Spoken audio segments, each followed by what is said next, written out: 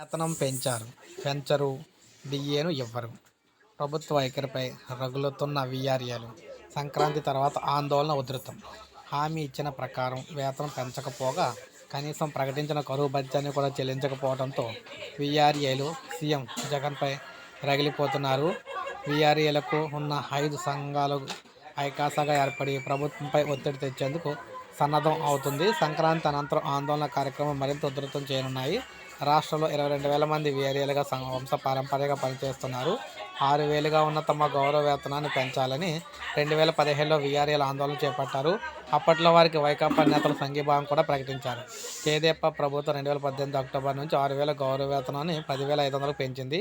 కరువు భత్యం డిఏ కింద ఇచ్చే 100ను 300కు పెంచుతూ ఈ పెంపు 2019 జూన్ వరకు వర్తించేలా ఉత్తర్వులు కూడా ఇచ్చింది. ఆ తర్వాత ప్రభుత్వం మారింది. వైకాపా హయాంలో 300 డిఏ చెల్లించారు. ఆ తర్వాత డిఏ చెల్లింపులకు సంబంధించి కొనసాగింపు ఉత్తర్వులు లేనందున తిరిగి వెనక్కి ఇవ్వాలంటూ 2022 డిసెంబర్ అంటే జనవరి వరకు జరిగిన చెల్లింపుల మొత్తాన్ని వైకాపా ప్రభుత్వం రికవరీ చేసింది. ఈ క్రమంలో ఒక్కో వీఆర్ఏ నుంచి 8,000 నుంచి 11,000 వరకు వసూలు చేసింది.